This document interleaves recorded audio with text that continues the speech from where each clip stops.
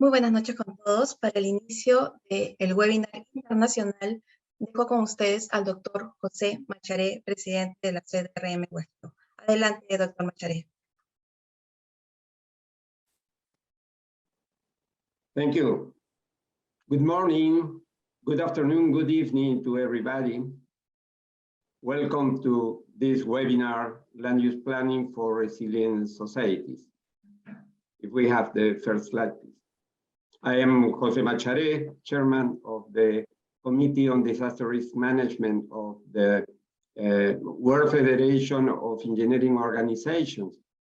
And I will have the pleasure to moderate this session.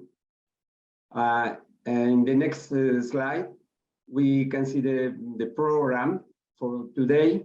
I will give an overview and the context of this seminar.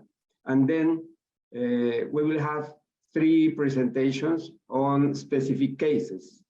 I will announce everyone, followed then by a roundtable and question and answers. In the next slide, please, the Committee on Disaster Risk Management is one of the standing technical committees through which the Federation contributes to the achievement of the Sustainable Development Goals. Next, please. This year, earlier, our committee has released this book titled Engineering Resilience in Disaster Risk Management for Sustainable Development, both in English and in Spanish versions. Next, please. The book deals with these 5 key issues that are transversal to the disaster risk management processes. After the release of the book, we are organizing webinars to present the main conclusions and some key messages that we consider should be useful for everyone that have to deal with disaster risk management processes. But these webinars are especially focused to extend the discussion further than the conclusions of the booklet, and extended them to many regions, as many regions as possible in the world. Why the land use plan? In fact, the land occupation appears as the initial factor created risk conditions.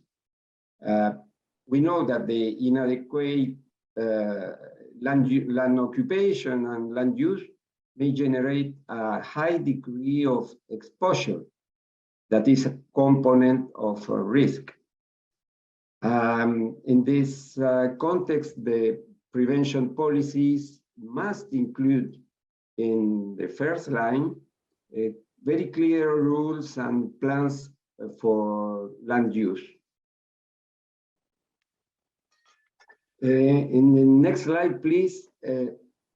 As announced today, we have 3 outstanding speakers. 2 of them are members of our committee. I will present them.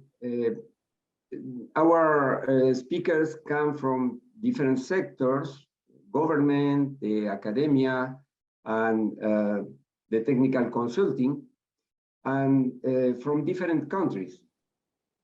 They will share with us some specific cases on how the correct land use planning, both at country, state, and at country level and state level, contributed effectively to reduce the risk and especially to avoid disasters.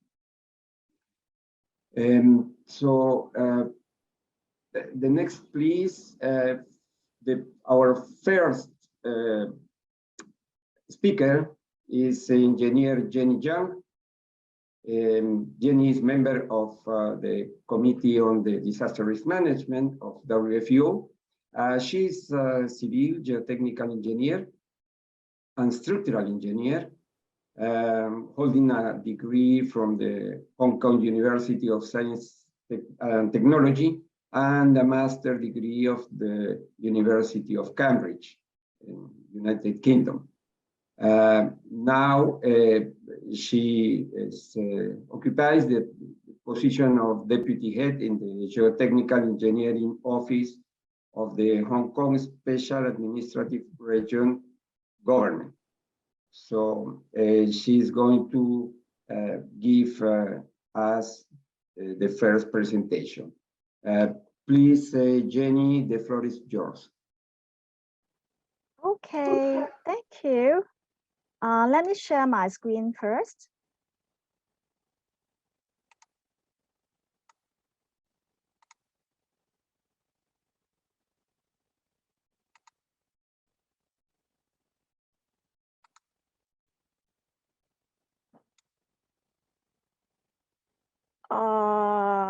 Am I sharing my screen here? Yes, of course. It's good. Okay. Good morning, good afternoon, good evening, everybody. I'm very honored to speak today and talk about how we control landslide risk in Hong Kong through a proper land use planning strategy.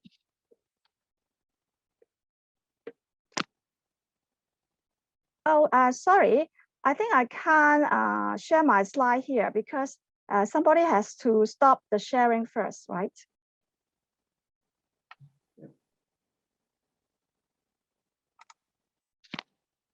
Okay. Yes. Okay, it's working now. So I'm not sure if how many of you have visited Hong Kong before, and if you are aware that Hong Kong is particularly vulnerable to landslide hazards. Firstly, Hong Kong is very tiny. Our total land area is only about 1,100 kilometers square. And over 60% of our land is on hilly terrain, leaving really very little flat land for development. Yet, we have a very dense population with more than 7 million people, and it keeps growing. And our city continues to expand, and our urban development continues to encroach the natural hillside, thereby increasing the consequence and risk of landslide. Secondly, we have very high seasonal rainfall, with an annual average rainfall of nearly 2,400 millimeters. These photos showing flooding caused by rainstorm during the wet summer season. Now is summer here in Hong Kong, and indeed, we are suffering from a heavy rainstorm yesterday and today. Okay. Jenny, sorry, yes. Please, could you your screen? Could you share your screen in full screen? Full screen? It is showing full screen now. Yes. No. In presentation Jenny, mode. Yeah, your slides are not advancing. Not advancing? Oh, no. Is it advancing? We're still, yeah, we're only seeing the first slide. Sorry. Okay, let me start it again. Maybe I stop sharing and I start it all over again. Okay. Okay, let me share again.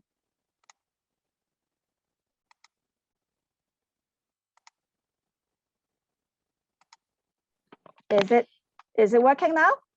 yes, it's good. No. Yes. Is working now, right? Sorry, then maybe I just start from this slide, this slide, okay? Yes. Okay, so Hong Kong is really very tiny, and our total land area is only about 1,100 kilometers square. And over 60% of our land is on hilly terrain, leaving very little flat land for development. Is it showing the next slide now? Is it okay? Yes, it's okay. It's okay, okay. But yet we have a very dense urban population with more than 7 million now, and it still keep growing. So as our urban area is expanding, it is encroaching to the natural hillside, thereby increasing the landslide risk in Hong Kong. So also we have very high seasonal rainfall with an average annual of about 2,400 millimeters. These are all the flooding cases in Hong Kong. Next, Hong Kong has also got a very deep weathering geological profile. The soil layers can be more than 170 meters thick in some of the areas. We also have some geological weaknesses hidden in the ground. For example, there is a kaolin seam here, which makes our land very vulnerable to landslide.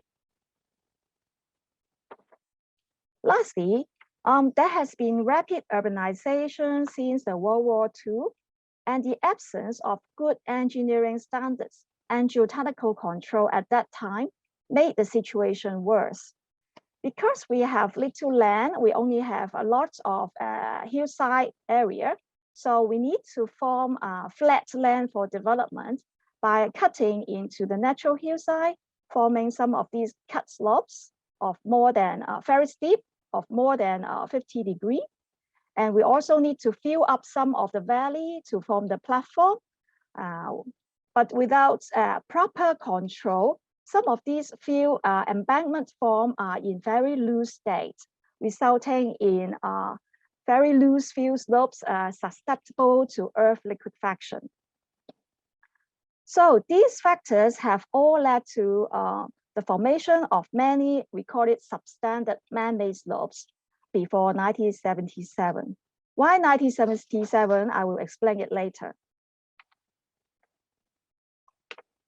So in fact, Hong Kong has a history of tragic landslides.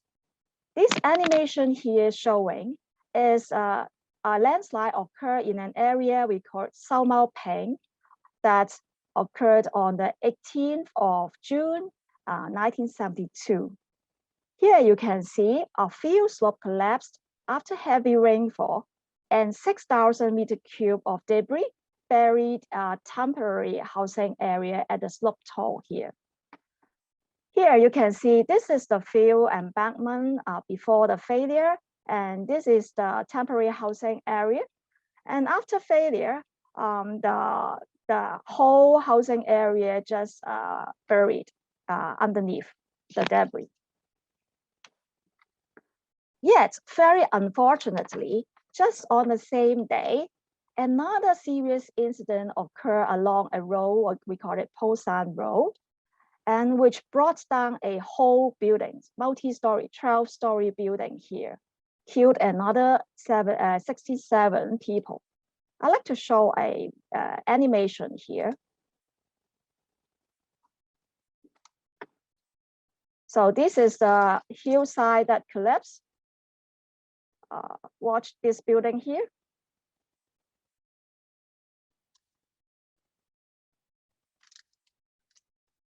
So the whole building was taken down, and also part of the building in front was also damaged.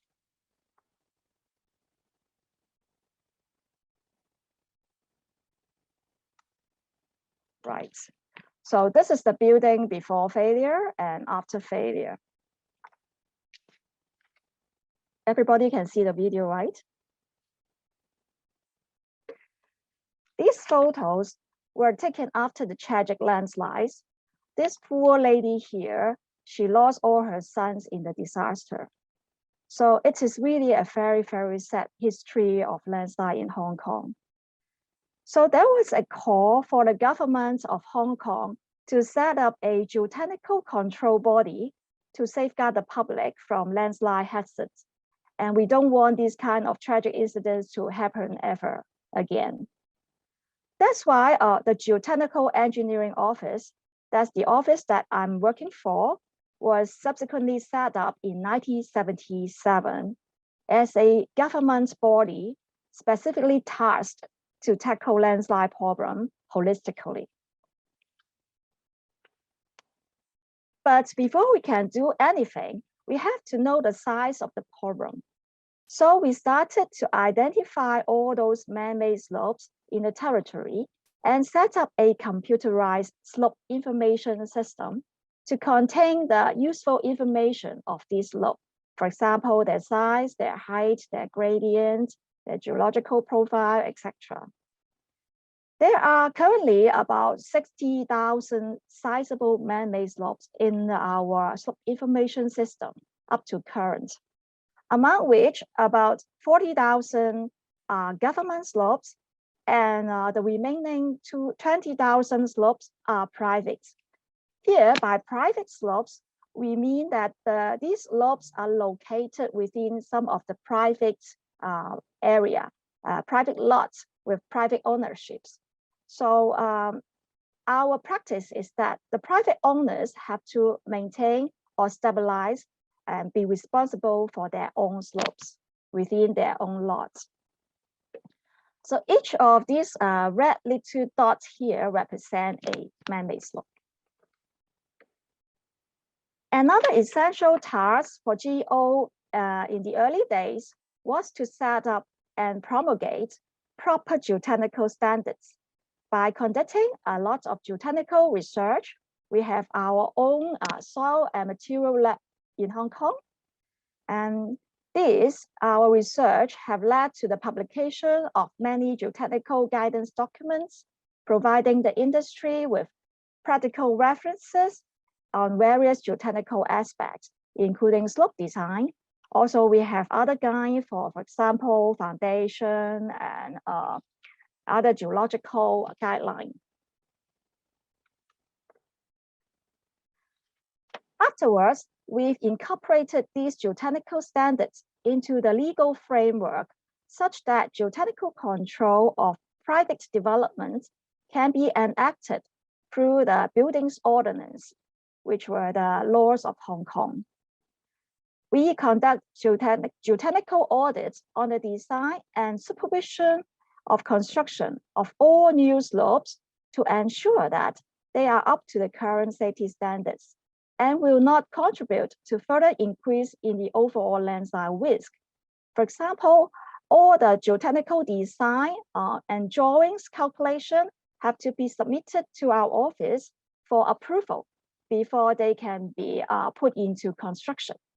Also, during the construction stage, we will go out to the site to check whether these works are carried out in accordance with the approved drawings or plans. For public works, administrative measures have been put in place to allow the implementation of a similar checking system for all new projects. That's why these slopes formed after 1977 are mostly checked to the current geotechnical standards, and they are mostly safe. In fact, we provide our geotechnical advice and input during the early planning stage to identify geotechnical constraints on land developments. For instance, for sites which are very close to steep hill sites, for example, like this case, where the proposed development may be threatened by landslide risk, we may advise in principle objection to the development. That means we won't allow them to build any buildings here in these severe hazard areas. Alternatively, we can propose some alternative solution for them. For sites which may be affected by landslide hazard, but to a lesser extent, for example, in this case, the slope is not as steep, but may still be threatened by landslide risk, we may just impose some conditions for the developer to conduct detailed risk assessment.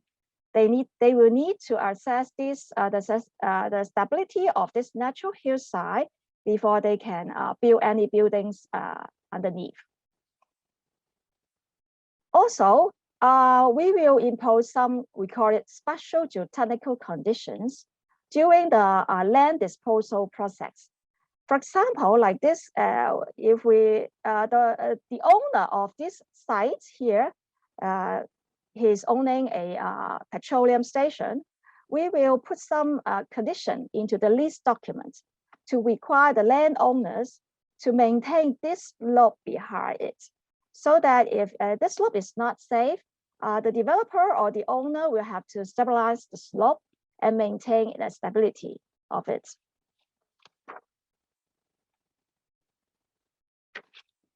But we also have some of these substandard slopes formed before 1977. So in order to reduce the risk imposed on these existing development, for example, these buildings here, hospital and schools, we started a systematic retrofitting works program to stabilize these existing government man-made slopes. Usually we use, for example, soil nails to reinforce these slopes to prevent them from landslides. But since, as I mentioned, we have over 40,000 man-made slopes in Hong Kong, so we cannot do it all in one time. And we have to prioritize our stabilization work. And this is done on a risk-based ranking system. We will carry out risk assessment and calculate for every slope a score to see whether it's the highest score slopes that we will carry the stabilization work first. In addition to enhancing the stability, we also take care about the aesthetic of this slope. NGO has endeavored to make them look as natural as possible to blend in with the environment. So these are the slope. These are some of the examples that we have put in our landscaping measures, and we also have publicized a landscaping guideline. For example, we can grow what kind of plantation, plants, trees, grass, or creepers on different gradients of slopes, because it's not easy for those plants to grow in steep slopes. In order to educate the people, the consequence or the risk of landslide, we also provide community advisory services and organize public education campaign to teach the public how to protect themselves from landslide risk. For example, when the risk is high, during the heavy rainfall, we have to keep away from the steep hillsides. And also for the private slope owners, they have the responsibility to maintain their slope, and they have to carry out regular inspection of these slopes. We also implement a program to clear squatter areas in those landslide vulnerable areas, and we have to rehouse the occupants. For example, here is a squatter areas with those very flimsy structures here. And in the past, usually there were lots of landslide and a lot of people lost their life in these vulnerable areas. So we try to clear the whole squatter areas and restore the hillside to its natural conditions. Through this approach, we can see that the landslide risks to the squatters can be completely eliminated. And the squatter landslide casualty has decreased drastically from the past to the present. Actually, there hasn't been any one casualty after 2007. So by implementing all these strategies, you can see that the overall landslide risk in Hong Kong has been greatly reduced to only 25% of that in 1977. 1977 is where our office, Geotechnical Engineering Office, was formed. Here is 1972, you can see on the one day, the 18th of June, we have two serious landslide incidents and lost about 138 number of lives here. So the risk at that time was really, really very high, but now it's greatly reduced. So Also, you may notice that there was only one casualty in 2008. And since then, it has been already 14 years without a single landslide fatality. This proves the effectiveness of our slope safety system in reducing landslide risk in Hong Kong through the proper land use planning and geotechnical control. So this will end my talk here. Thank you for your attention.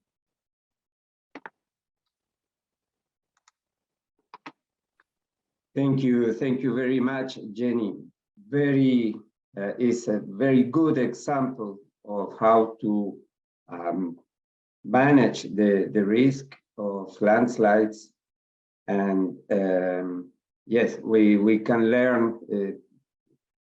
This is what many countries with similar conditions can do now. Karimi, if we can announce the next speaker, please.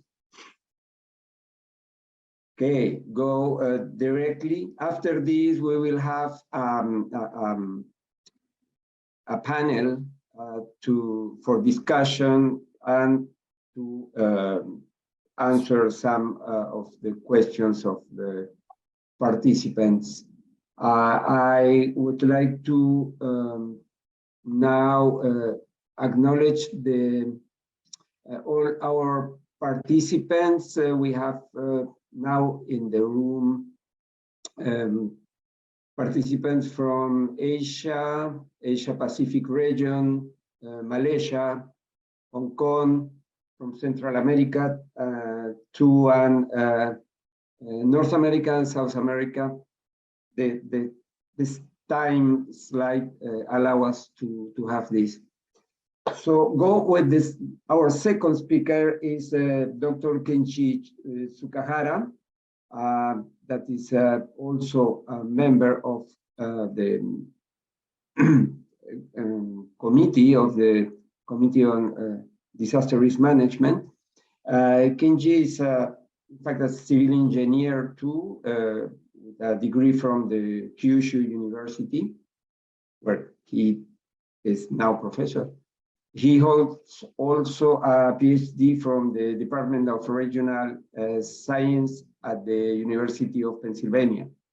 He is the director of the Disaster Risk Reduction Research Center and professor in the Civil Engineering Department of Kyushu.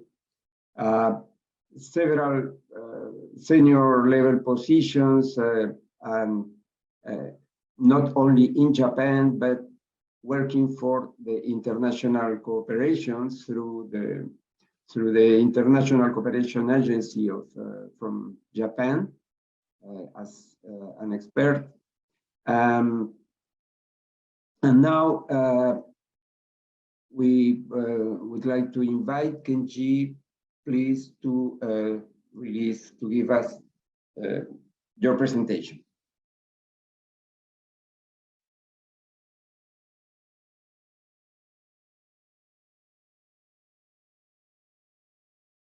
Thank you very much for your introduction. Let me start my presentation, but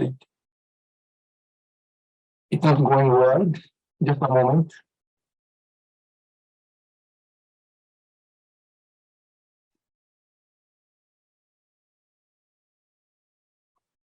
Okay?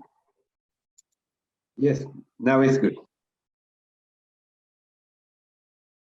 Okay, good morning and good afternoon. As introduced, I'm Kenji Tsukahara from South Country, Japan, as well as the Kyushu University. I'm a civil engineer, and my major experience in the Japanese government, especially for flood control. So today, I'd like to introduce you the Japanese experience on land use management and the flood control. So, same as other countries in the world, Japan is facing severe flood damage in recent years. And there are mainly there are two reasons one is of course the climate change. Two people is frequency. The frequency increased about 40% during this 30 years. So many research says at the end of this century, due to global warming, this phenomenon is not this century. It's not a phenomenon. So Japan is facing the increasing frequency of severe heavy rain. This is one reason. And another reason is the organization. Kenji, excuse me, you have some difficulties to understand well with your microphone. Okay. Maybe focus a little bit better or speak slowly to us. Our translator can catch all the Okay. Thank you. Okay, so can you hear me clearly now? Okay. Yes. I think I'm a little bit far from the microphone. Okay. So the second reason is the urbanization. So until 1950, most of Japanese land is like this. So much paddy field and forestry, and the river basin has so much capacity of water retaining. However, due to rapid urbanization like this, the Japanese urban area with this flooding capacity very rapidly. So this is the same phenomena in most of Asian large cities. So many people can understand the reason. So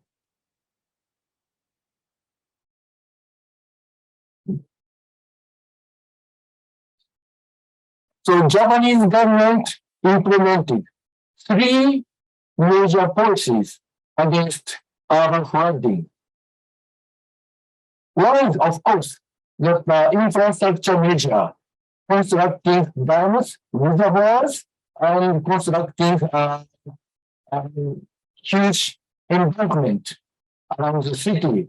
So first major infrastructure development. This has been working very well. However, urbanization and intensity of rainfall. So Japanese government introduced another measure, land use control. So keep the green area, constructing small watering area in the central city, or many other, management. Of course, third measure is final measure, evacuation. So Japanese government has been implementing flood control measure in infrastructure, land use management, and evacuation. So let me introduce the good example for long history of Tokyo metropolitan area. So this is the map of 150 years ago. So samurai time. So in Tokyo, it was called Edo. So there is Tokyo Castle, Edo Castle. This is the center city of Tokyo. And there is many rivers running in Tokyo. And to protect Tokyo Castle and this center city, but the Japanese government uses this area as a retiring basin. So this is a flooding area. Also, to protect this side, the urban side, to protect this side, the Japanese government allowed flooding to another side of the river. So this is the traditional land use of Tokyo metropolitan area in 100 years ago. So this is samurai time, samurai era. But due to industrialization and urbanization in Japan, so urbanization area in Tokyo expand, very rapidly. But still there is a high risk of flooding of this region. So what Japanese government did was construct very huge floodway in Tokyo. This is a newly constructed floodway. In 100 years ago, there was no floodway. But Japanese government constructed a big floodway. Then Japanese government and Tokyo metropolitan government arranged to expand the urbanization area, constructing floodway. So this shows, that infrastructure development first, then follow expanding urban area. This is good policy, right policy to protect the urban area against flooding. However, in late 20th century, Japanese urbanization speed expand the speed of infrastructure development. So this is the current situation. That's why Japanese government introduced second measure, land use management. But until late 20th century, Japanese government used right policy to flood protection.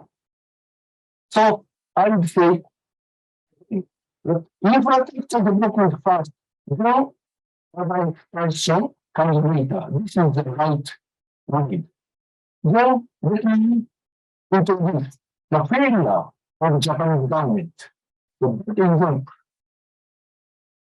This is Fukuoka City, where my university, Kyushu University, locates. This is the central station of Fukuoka City. So this central station experiences so many flooding like this. So why this happened? Let me explain the location condition of the area. This is high-speed railway. We call it Shinkansen. So high-speed railway. Then buildings located here. So is inundated area. This is drainage area. And government buildings, like Ministry of Infrastructure, Ministry of Defense, Ministry of Finance, located here in the dangerous area. So this building is Ministry of Infrastructure and Ministry of Defense. So this important government office located in the flood area. Then why that thing happened? So this is the map. So this is the photo. There is a railway station and government building area. And the building is inundated area. So before constructing high-speed railway station, this is one railway station. Before that, 50 years ago, existing railway runs this way, existing railway runs this way, and the central station locates here, and this area was paddy field. This is a recording basin. So to protect existing Fukuoka City, this area was used as a recording basin, paddy field. But to construct railway station, at the same time, Fukuoka City government developed this area as an urbanization area. This was the failure. So we can understand the constructive high-speed railway because high-speed railway cannot start this much. So we need storage railway. So we can understand the need of high-speed railway. But the government should not have developed this area. So due to this development, at that time, paddy field owner, so that farmers against the development, but Fukuoka city government developed this area. That's why now this area facing the danger of crop damage. Also, another example, it is not Japanese example. You remember the very big flood in Bangkok 2011 Bangkok flood. After flooding, this is the advertisement of industrial estate. So ready to move into highland. Highland is full from flooding. So usually the industrial estate advertisement is very close to the airport or very close to highway. After flooding, the advertisement is safe from flooding. So this was the situation. And this is inundated area for the flooding of 2011. Flooding area. And also this is the photo of flooding of 1995. It's the same date, November 6. And this area is the same in 2011 and 1995. But I visited Bangkok Christmas of this year, Christmas of 1995. No mention about flooding. No mention about flooding of 1995. However, the same flooding 2011 was a very big issue, internationally big issue. So why this happened? This was because of the location, development of industrial estate. So this is the Bangkok area, and until 1980s, the industrial estate locates hillside area over here. However, as Bangkok economy expands, industrial estate needs more land and more labor.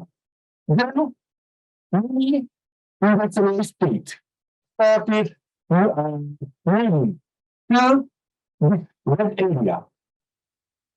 And many people know this area is already urbanized in 1990s. So please imagine already populated urban area. How to find the huge land of industrial estate? So they need to find vacant land in this urbanized area. Of course, the vacant land in the urbanized area has reason. First, flood-prone area, flood-dangerous area was remain vacant. Then many real estate developer constructed industrial estate here. That's why at the time of 95, there was no big industrial estate here. That's why even the flooding, there was no problem. Because in 1995, most of the industrial estate locates this area. But in 2011, many industrial estate locates, flood dangerous area. That's why that tragedy happened. So this is same phenomena in Japan, in Bangkok, and in Jakarta.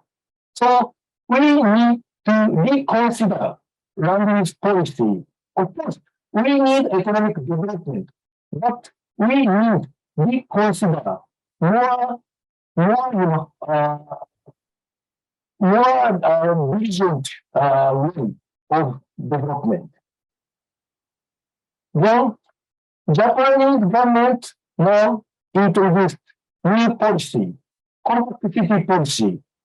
So everybody knows compact city, why we need compact city. So this is the existing urban area. This is existing urban area. But, you know, fringe of urban area, usually dangerous for sediment flow or flooding.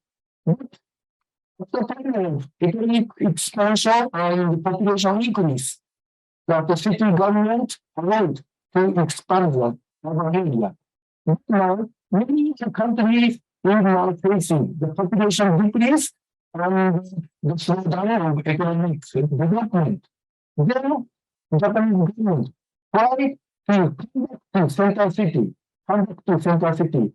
to relocate from this fringe area to central area, to keep urban infrastructure service or relocation from dangerous area to safe area. So not only for the compact city, Japanese disaster risk reduction policy, this is a new policy. So there are many fields of new policy. But please look at here. Now, Japanese government is encouraging to residents in flooding area to safe area.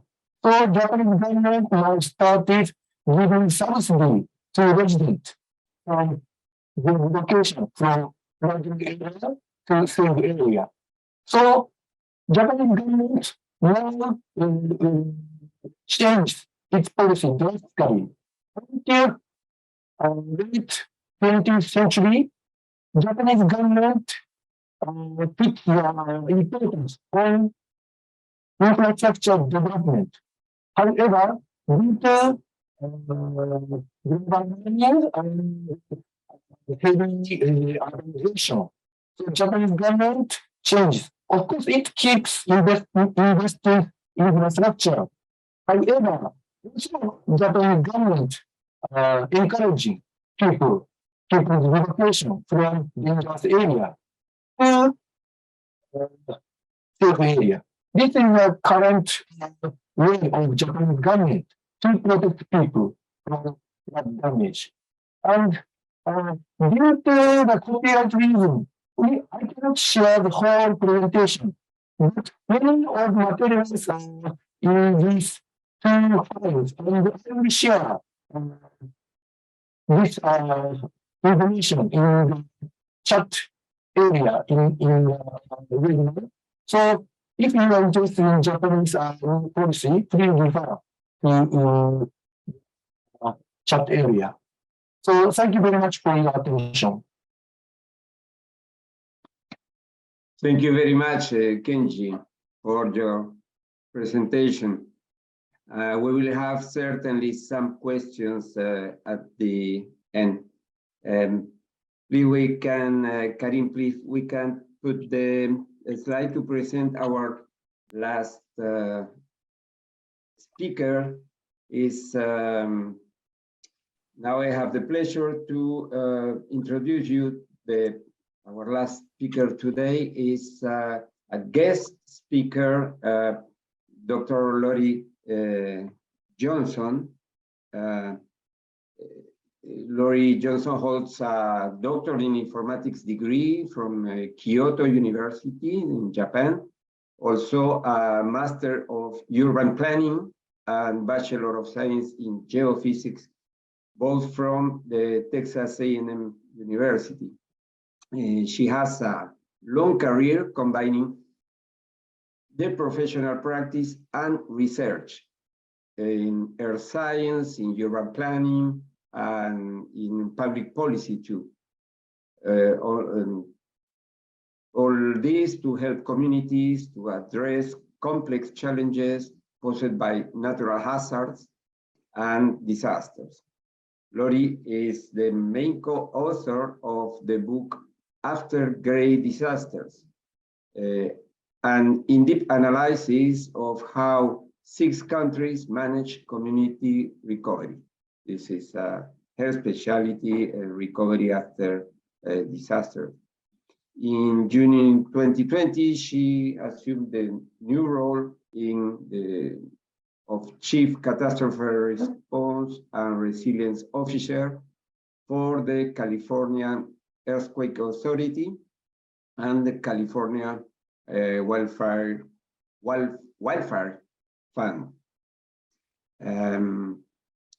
She will present us now the conference Mitigating Earthquake Risk through Land Use Planning in USA and New Zealand approaches. Please, Lori, the floor is yours. Thank you so much. Oh, let's see. I think. Good evening, everybody. Good. Here, now I have the opportunity to share. Can you hear me okay? Yes. Oh, great. Thank you. Let's go into presentation mode. Does that work? Can you see that? Good. Wonderful.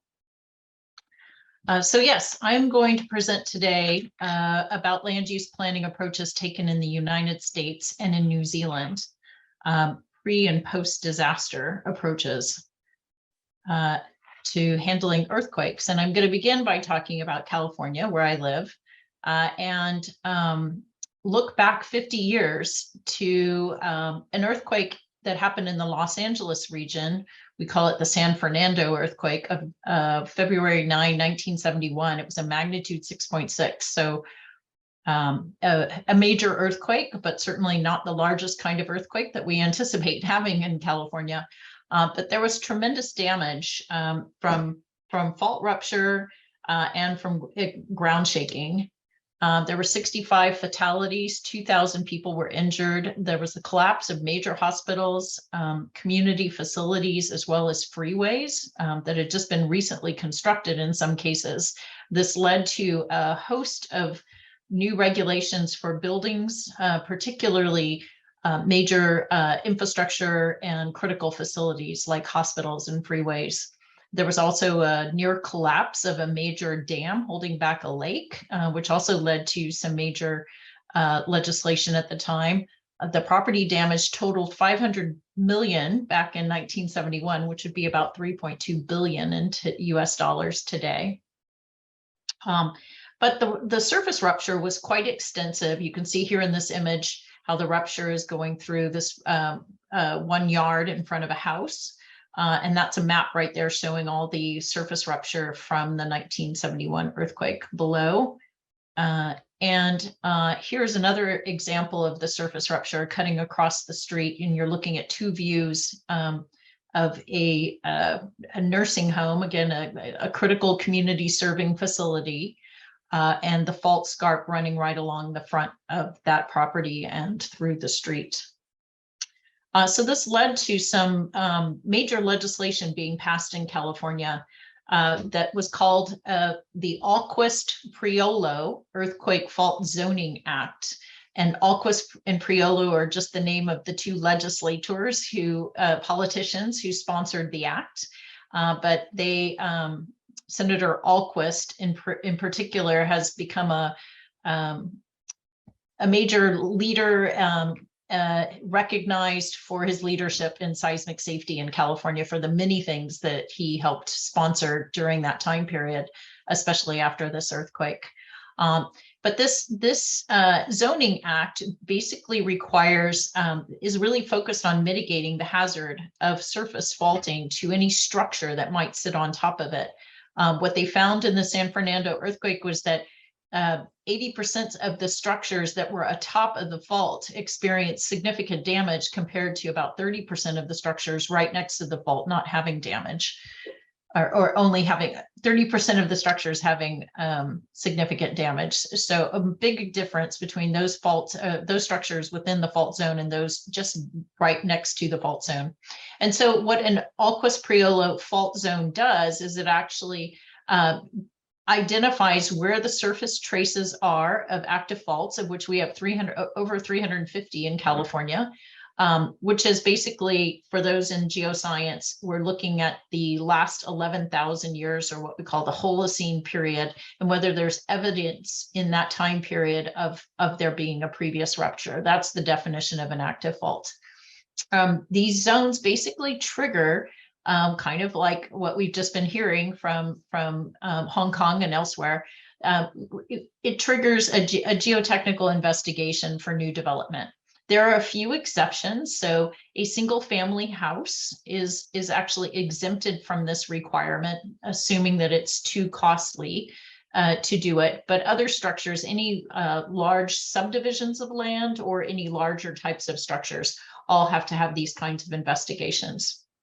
The requirements are also not retroactive to existing structures. So structures that were constructed before 1972 that sit along active faults and are within these Alquist-Priolo fault zones are allowed to continue to reside in those locations. But if major changes are made, then they have to comply with the act. A structure cannot be placed over the fault, and there must be a minimum distance of setback from the fault. Generally, that's about 15 meters or 50 feet. Essentially, that same concept expanded over time. And so in 1990, another act was passed, the Seismic Hazard Mapping Act, that directs the state geologist to map zones of required investigation for other kinds of earthquake-related hazards, liquefaction and landslides. And now we're actually in the process of adding tsunami regulatory zones to the Seismic Hazard Mapping Act. So all of these areas, these zones, are delineated by our state geological survey.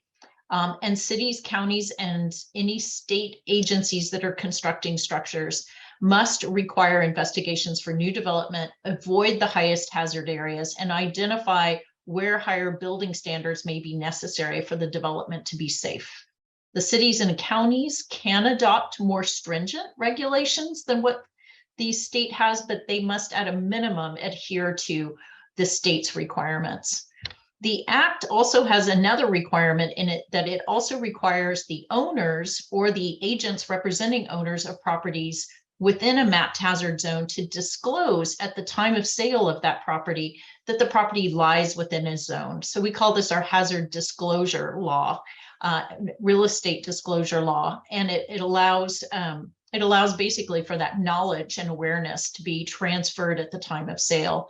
And often some cities will require some actions to be taken at that time to investigate the hazard.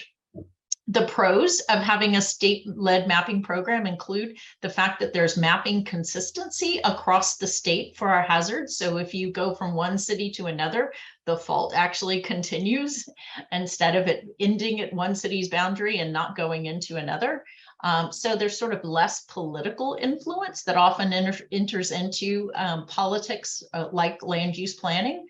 The cons are that there are gaps in the coverage, and that's really been due to budget constraints that the state has had, as well as time delays that have just existed by having only one agency doing all the mapping.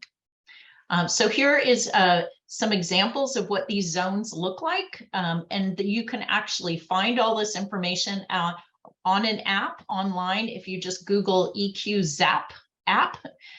It's at the State Department of Conservation, which is our geologic survey, and it's EQZ app. And there you can see, if hopefully you have color and are not colorblind, you can see the fault zones here in this one example.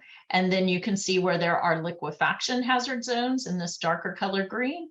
And then these bluer areas are landslide hazard zones. So these are all the map zones. This is a very hazardous area. This is the San Andreas Fault, our major fault system that runs through the state.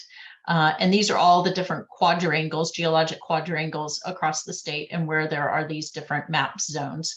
So the state agency is focused on the urban parts of California as priority, but also those urban areas also tend to be where we also have our active faults at our tectonic plate boundary. Another thing I want to talk about at land use planning is just that that's really what I showed you is at the time of development, it's a trigger for keeping development safe. But what we also require, sort of stepping back from that, is that every city and county in California has to have a general plan. They have to lay out in a document how they plan to their land use over the next decades. And this state actually requires certain elements of the plan to be in place. So every plan has to have a land use section, an open space section, housing and transportation, but also a safety element, we call it. And that was originally adopted back after the 1971 San Fernando earthquake as well. And it was a seismic safety element. So the first focus of this element was to make sure that local land use plans also reflected the seismic hazard and took that into account as different land uses and housing patterns and transportation patterns were being laid out. We also now have many laws that require consistency across the different elements of the plan. So the safety element has to be consistent. You can't have land use policies that are in conflict with your policies for geologic hazards or flooding or wildfire. And also we have other requirements that trigger the update of the safety element. So if the housing element is being updated, which the state requires on a regular basis, then the safety element has to be looked at so that you can't get out of sync in terms of your policies. And there's also a requirement that something that our federal government requires, which is a hazard mitigation plan, that has to be consistent as well with the safety element in the local general plan. So it's really promoting policy consistency for land use planning across all of the different mechanisms that a government would use to inform land use planning. Now, what I just shared with you is one state's perspective, because in the United States, every state can handle planning differently. So most authority and responsibility for planning and hazards management in the United States resides with the states. States can plan and regulate land use. They adopt building codes if they want to. States have the laws that enable cities to conduct their affairs. So the state government gives the power of planning to the local governments. And city planning laws really depend upon their state. So as you see here in these two maps, these are from 2017. That's the latest this information comes from. It just shows how varied where there is and where there are not state planning laws. The second map at the bottom shows which states actually require that natural hazards be addressed as part of the planning law. So there are about half the states in the United States require local plans, and a smaller proportion, about half of those, maybe 2/3 of those, actually require natural hazards elements. In general, our federal government just provides funding, policy guidance, and technical assistance for planning. The federal government does regulate air and water quality, and it does require these preparation of state and local hazard mitigation plans that I mentioned. And that requirement comes as a condition of receiving federal disaster relief funds. So when we have a presidential disaster declaration, a local or state government must have a hazard mitigation plan in order to receive the full benefit of that federal funding that would come. We also have something called the National Flood Insurance Program, and there are national seismic hazard maps that put the provisions together for the building codes. So all of that is done consistently by the U.S. Geologic Survey for the entire U.S. So now I'm going to jump to another case study from our book, After Great Disasters, which looked at 6 different countries and how community recovery happened and occurred after these different types of disasters. Many of these are earthquakes. A lot of them are also hurricanes and volcanic eruptions and tsunami. So I want to just talk briefly about the New Zealand case and really focus on a different way of thinking about land use planning, which is in the aftermath of a disaster. And in the case of the Christchurch earthquakes, there was a sequence of earthquakes that happened in 2010, 2011. The second earthquake was the largest. That's what that image is from, is the dust cloud rising as the second earthquake is struck in Christchurch.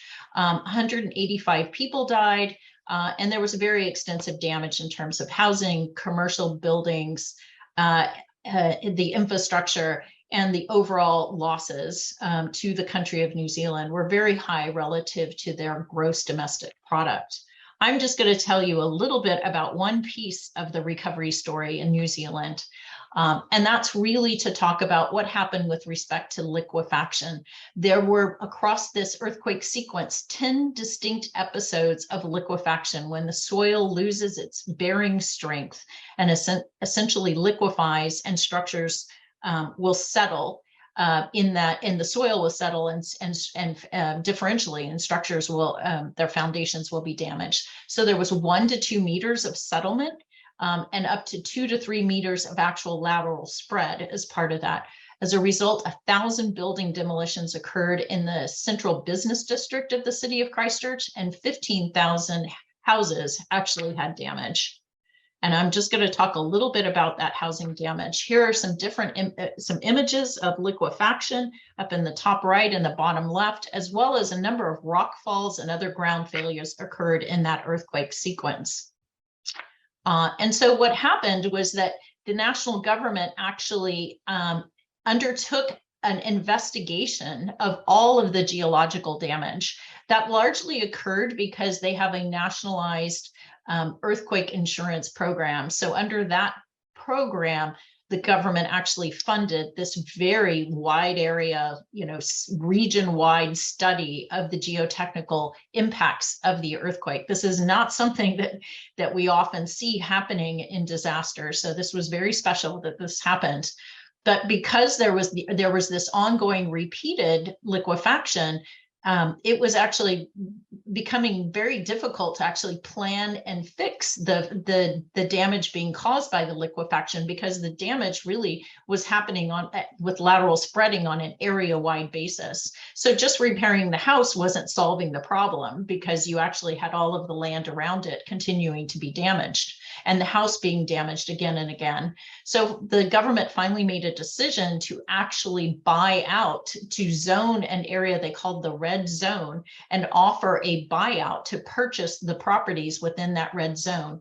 Initially, because the government's coverage for insurance is only for houses, for residential structures, that the red zone was only, the buyout was only offered to residential properties. But as we all know, within those neighborhoods, there can be churches and little corner shops and other types of land uses. So eventually, after several lawsuits, the national government extended that offer to vacant land and insured commercial properties within the red zones. So I think the number total was like 7,800 properties in total were bought out across the region. The planning for the future of the red zone land continues today. And that's just really to say, when something like this happens, this in recovery, this is there were a number of impacts and disruptions to people moving across the region, to the businesses that supported these neighborhoods, and a much bigger story here. And I mainly just say that, not having policies in place, not having plans for how to do this in place before disaster can also make it much more difficult to recover after a disaster. So that's just an image of the red zone and some of the plans for the rebuilding in those areas, or reuse of those areas, I would say. And so really what I want to say here in closing is that when you think about risk management approaches, land use planning, I like to say, is really is what we typically kind of think of as a risk avoidance tool. It should be used for those areas where you have the highest impact of risks, like on a fault, active fault, or in an area where we know there's a high probability of occurrence of events. So low return period kinds of hazards are really good for land use planning. But when you think of resilience planning, it's much more than just risk reduction. There's a much larger framework we have to think about. And I just want to make that point, but I'm going to kind of stick here with land use planning and focus on reducing the exposure of hazards. But I think as working with the engineering community, as I have for many years, I think it's, one point I just want to get across is that resilience work is broader than just risk reduction. We also have to increase our adaptive capacity to deal with hazards and to recover from them, and also increase our coping capabilities when disasters happen in order to have community resilience. And so that's just a framework that I put forward here. But as I said, I want to focus in on, in closing, the two land use policies that I talked about. First being reducing or prohibiting development in the most hazardous areas. And these are just some illustrations of how to think about that. One is that look at the areas where we need to start thinking in a much more all hazard approach, especially with the changing climate. So these are just some illustrations of how you could look at areas that are flood prone also happen to often be liquefaction prone. So combining the flood and liquefaction hazard to really identify those most hazardous areas, and maybe those are the areas where land use opportunities should be prohibited or reduced. Similarly, if you had wildfire hazard as an example, and you also had constraints on evacuating people from those areas, then you might want to focus on those areas where you have the highest hazard and the least ability to evacuate people from those areas when those hazards occur. We're doing that now in the San Francisco Bay Area. Our regional government is mapping all hazards together and really trying to inform our local governments about how to think about and plan for an all hazards approach. The last point is also having adaptive resettlement programs or policies in place ahead of disaster, thinking about relocation or managed retreat so you don't have to make those policies up after a disaster strikes. And so following our book, we did a lot of research of those disaster cases and many more, over 50 disaster cases. And I don't have time to go into it. I only just want to say that the risk decision is just one piece of the process for thinking about relocation. The science is just a part of that process. We also have to balance that hazard risk with the societal risk, because that's what communities are thinking about, is how does this not just impact their home, but their livelihoods, their social ties, and the overall economy? How do they leave from one place and where do they go to another? All the property rights and sources of funding and financing have to be considered. And there's also politics. Planning is a very political process. And so it is never done in a vacuum of just being completely science only, unfortunately. But that also is what makes our community so rich. So with that, I'll stop and say thank you, muchas gracias, and look forward to your questions.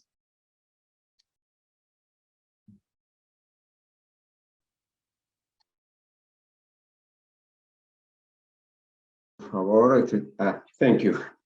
I was in silent. Thank you very much, Lori. Very interesting, a very large scope of your presentation. Gracias. Thank you, Karim. Can you turn? We are now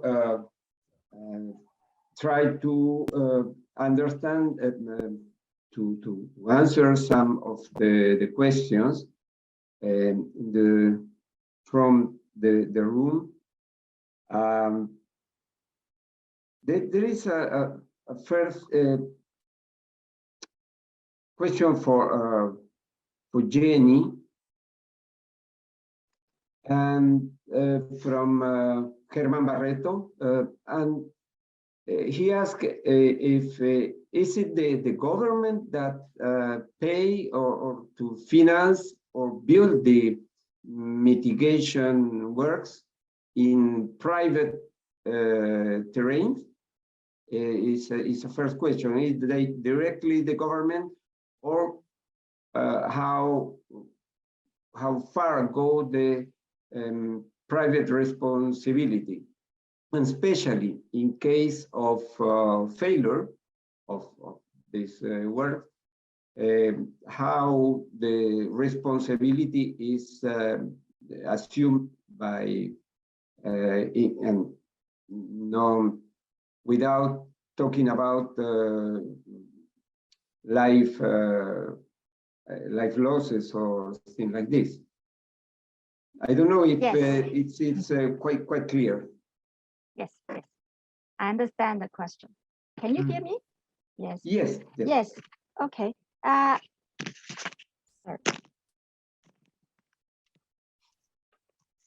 Okay. In my presentation, I mentioned that under our slope information system, there are currently about 60,000 man-made slopes, and about 20,000 of which we call it private slopes, which are under private ownership. So for these private slopes, the owner themselves have to be responsible for the stability, the safety, the maintenance condition, etc., for their own slopes. So they need to, if the slope is not stabilized, they have to pay. They have to pay money themselves to engage, for example, engineering consultants to carry out an assessment. And if needed, they need to do mitigation works. They need to pay for all these design and construction for their own slopes. And under our retrofitting program, the government only carries out works, stabilization works for the slopes under the government ownership. So that's why we divided into private and public differently. The responsibility of the private owners is stated in the Buildings Ordinance. That's the law of Hong Kong. It's enacted through the Building Ordinance. So am I answering the question? Yes, of course. It's, excuse me, I changed my...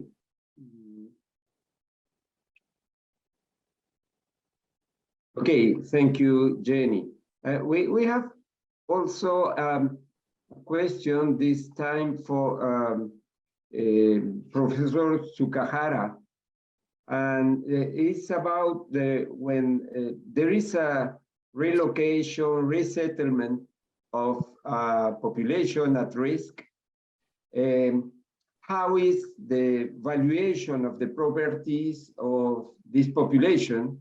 How is done this valuation, and who bear this cost in case of resettlement or relocation? Okay, thank you. So the first, that for the relocation, that the city government designate certain area as high risk area, and for the people living in high risk area can request the city government to buy out their property. So city government evaluates the value of land and existing buildings. Then when the people relocate, the city government pay those costs. The cost to the resident. So this is a system mechanism. However, there is a problem that those buyouts will be done as a whole community, not the individual property one by one. So if the whole community make consensus to relocate the dangerous area, then city government designates those areas as red zone. Then city government buy out whole community areas.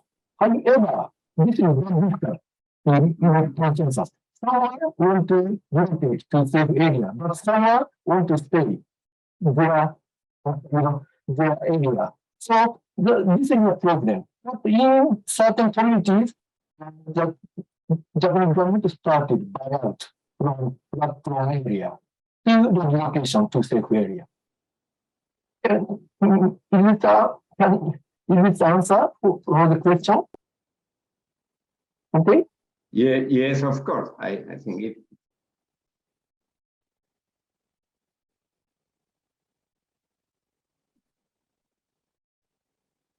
Now we have a question, please, for Dr. Johnson.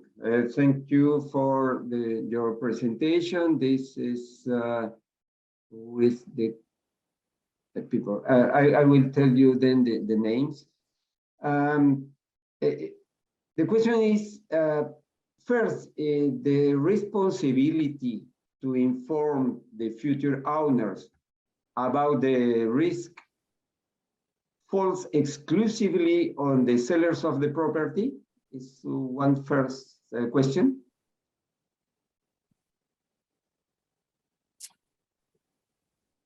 Yeah, not just the sellers, but the agents that represent the sellers. So it takes into the fact that a real estate agent is actually licensed and has a license issued to them by the state of California. So they would be in violation of their license if they were not actually disclosing the hazard as part of the sale of the property. So it kind of ties that professional obligation in not just to the property owner, but to anybody who's representing the owner. And in this case, what is the control of the government on the transactions? Is there a supervision? You know, we're a very litigious society in America, so I think the only control would be that if the buyer of the property found out later that they had not been informed, then they would have the ability to file a lawsuit against the owner and the agent for not disclosing that hazard to them. But no, there is no specific agency that is involved in monitoring all of those different transactions. Mm-hmm. And in the same, from the same people is asking about the 50 feet that you mentioned about the distance from the fault line or the fault trace. Why is not larger the distance considered given the uncertainty of the ground response to any seismic event? So that's a minimum standard, and the standard can be higher, especially depending on the local government that's in charge of the investigation. So the city oversees and requires the investigation, and then the way it generally works is if someone doesn't want to fund the investigation, then they must at a minimum set back 50 feet from where the trace was mapped. And so that zone can actually be pretty big itself. And so setting back in some cases from the entire zone would take out, the entire property. So depending on where the parcel, the different piece of property is located within the zone, it's in the interest of the property owner to actually investigate and get a more precise location of the fault and then set back from it. So the idea is really to have the investigation and then set back. But if you don't set back, then you have to kind of set back from the whole uncertain area. So we take uncertainty into effect by the size of the zone itself. Okay, yes, thank you. It's clear. I have still some questions. Sorry, I have to translate it at the same time. Some of them were put in Spanish. Yes, greetings to Dr. Dave Bransdon that is here in the room with us. Also from to Dr. Marcial Rivera, that both are members of the committee. Marcial is asking to Jenny Young, please, how the guides and the norms are based and how is the financing of this of these technical guides and norms, and what is the role of universities or research centers in Hong Kong? Right. Oh, so in the early days when the GO was first set up, because at that time we don't have lots of geotechnical guidelines. So the GO has to carry out those research and study ourselves. And since we are a government body, so it's all funded by the government. We ourselves owned a laboratory to carry out soil testing, soil and rock testing, also other materials as well.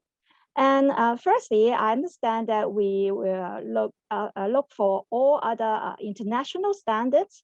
We review those standards, and also we base our experience, our local experience, and combine the two, and then we set up the guidelines specifically for the use in Hong Kong.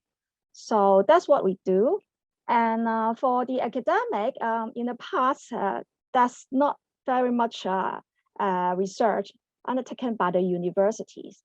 But nowadays, the university are cooperating with our office to do even more research to enhance our engineering and geotechnical practice. Yeah, we do it together. Yes.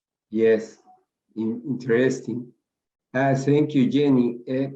Kenji, there is a question from Professor Noor Hissam Ghazali from Malaysia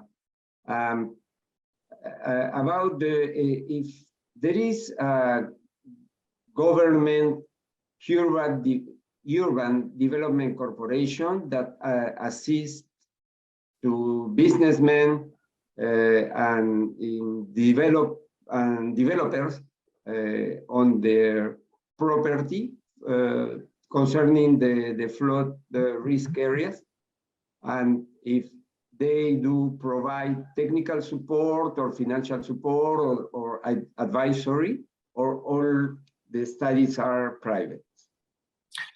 Basically, that flood risk information provided from the either central government or prefecture government, depending on the scale of river.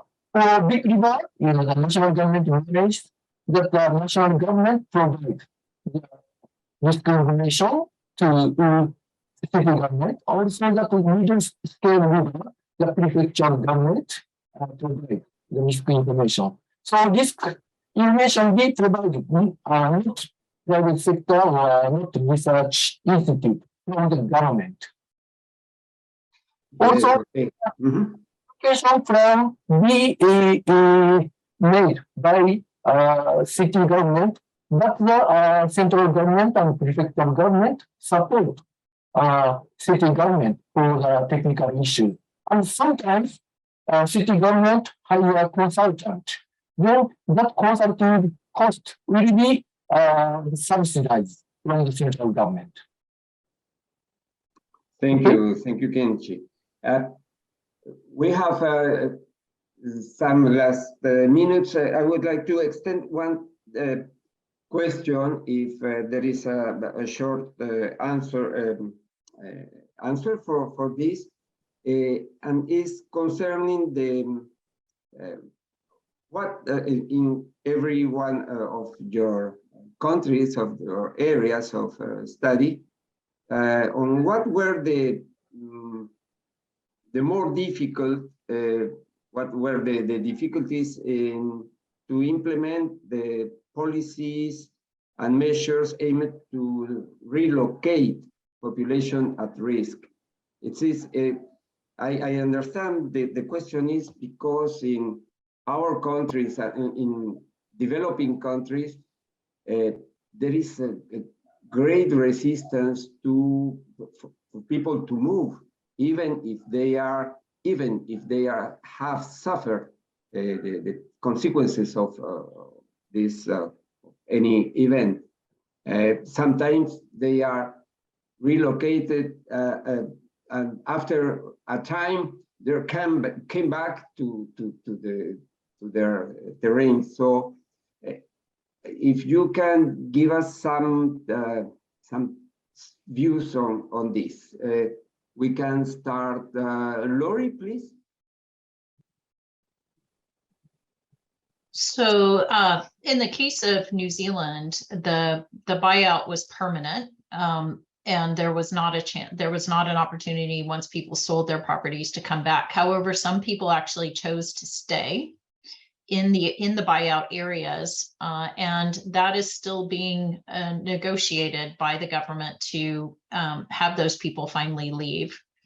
Across all the cases that we studied for our managed retreat paper study that I mentioned at the end of my presentation, what we found was that one of the main reasons people come back is because the land where they lived was also attached to their livelihoods.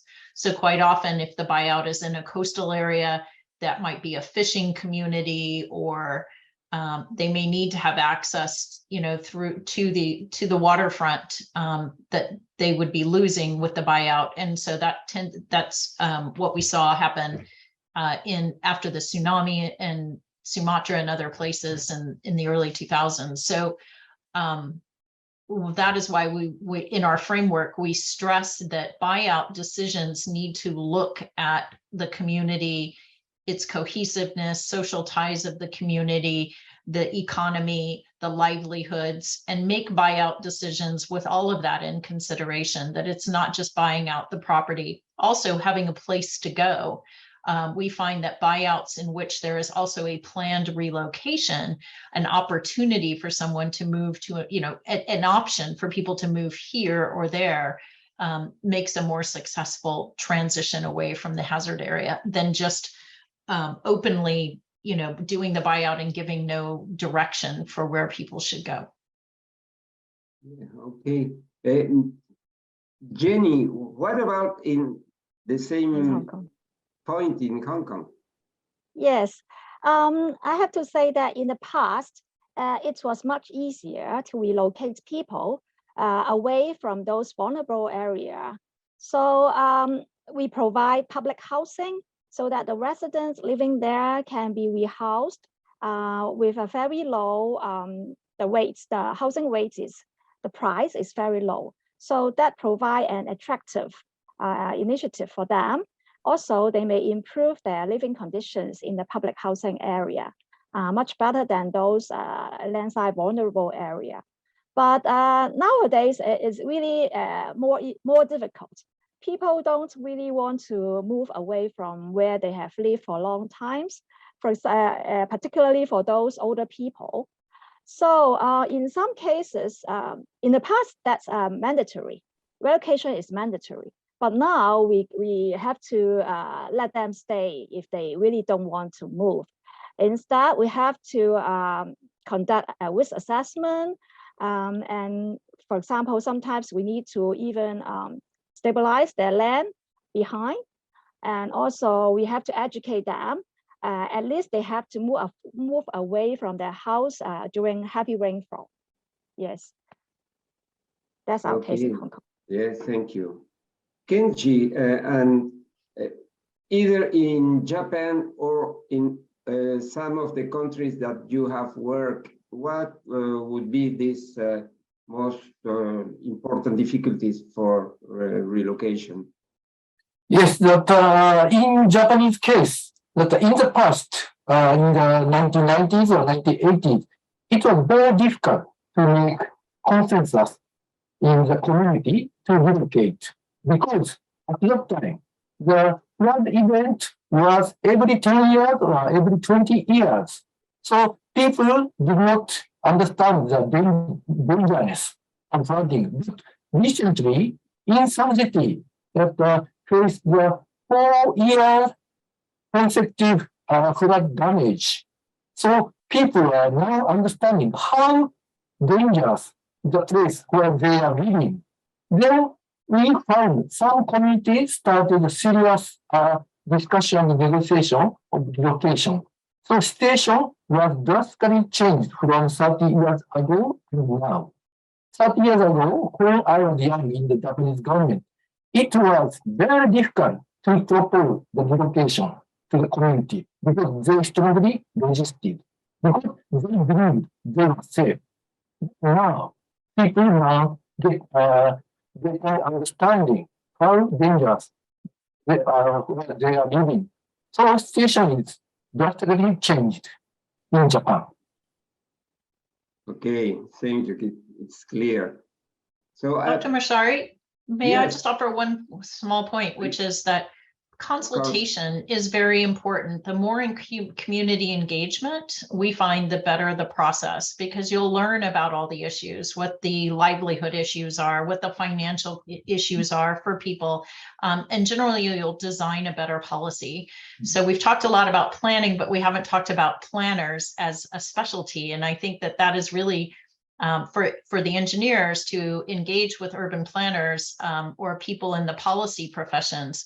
That's really where you'll get that talent to help you design a more consultative process.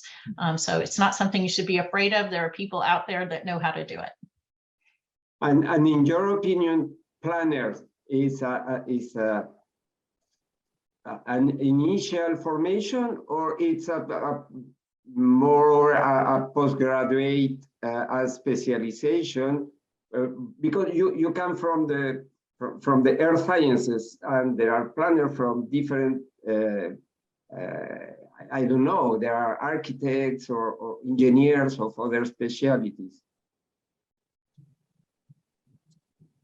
You are muted. I think as a profession, it's some, at least in the United States, it can be an undergraduate degree, it can be a master's level degree, but we also have a certification program. I'm a fellow of the American Institute of Certified Planners, which requires a certain level of professional experience and ongoing training.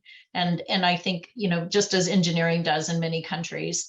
And that is where, as planners, because we work so much in a political environment, we are really trained to deal with consensus building, with conflict resolution, with policy making, and really processes, more complex processes like relocating people really need all of those skills: conflict resolution, consensus building, and policy making.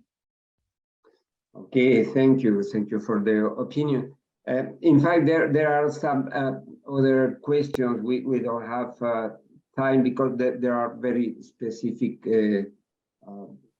problems too, and I only would like to acknowledge and thanks to all our three speakers today, to the participants also. We have about in the room a little more than 100 people following from around the world. Thank you for your participation. Before we will take the principal conclusions of the seminar, and we'll circulate with you a document in order to have something written from at the end of this seminar, and we can distribute it as much as possible. Before going, I would like to ask you, please, if Karim can take a photograph of the speakers, please. Claro que sí, doctor. Por favor, les pido mirar directamente la cámara y una sonrisita. Ahí está. Ahí está. Excelente. Muchas gracias. Yeah.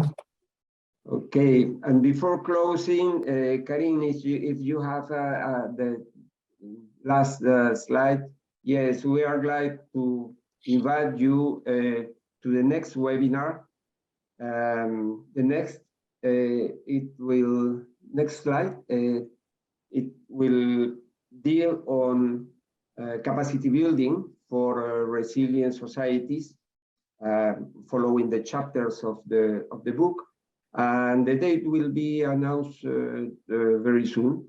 The next slide is only to thank to also to the Hong Kong Institution of Engineers, the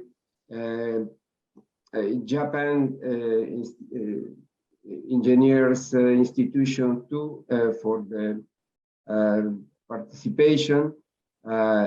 Lori, it has been a pleasure to have you with us here.